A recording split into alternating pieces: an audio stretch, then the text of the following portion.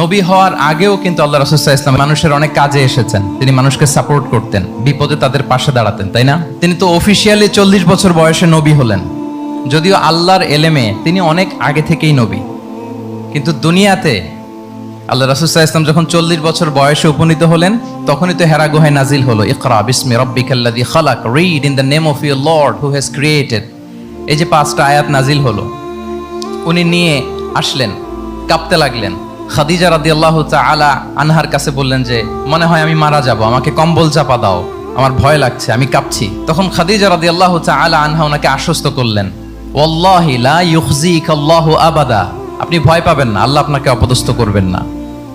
ইন্নাকা লা তাসিলুর রাহিমা ওয়া তাসদুকুল হাদিসা, নিশ্চয় আপনি আত্মীয়তার সম্পর্ককে বজায় রাখেন, আপনি সবসময় সত্য কথা বলেন। ওয়া তাহমিলুল কাল্লা, আপনি মানুষের বোঝা বয়ে দেন। ওয়া তাকসিবুল মা'দুমা, যার উপার্জন করার কোনো সক্ষমতা নেই তার জন্য আপনি উপার্জন করেন, তাকে আপনি ফিনান্সিয়াল সাপোর্ট করেন। ওয়া তাকরিউদ দাইফা, আপনি মেহমানকে খাওয়ান।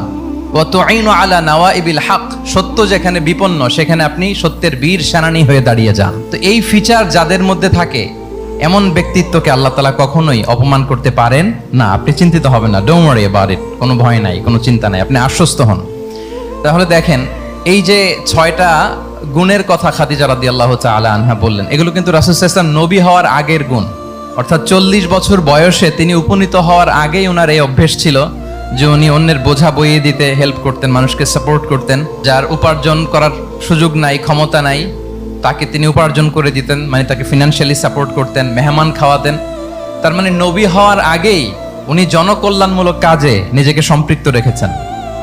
মানুষকে তিনি সাপোর্ট করতেন, মানুষকে হেল্প করতেন, উনি মানুষের কাজে লাগতেন। আর যে মানুষের কাজে লাগে, মানুষের উপকারে আসে, জনকল্যাণমূলক কাজে নিজেকে সম্পৃক্ত রাখে, বাই ডিফল্ট সে নেতা, বাই ডিফল্ট সে কি নেতা হয়ে যায়।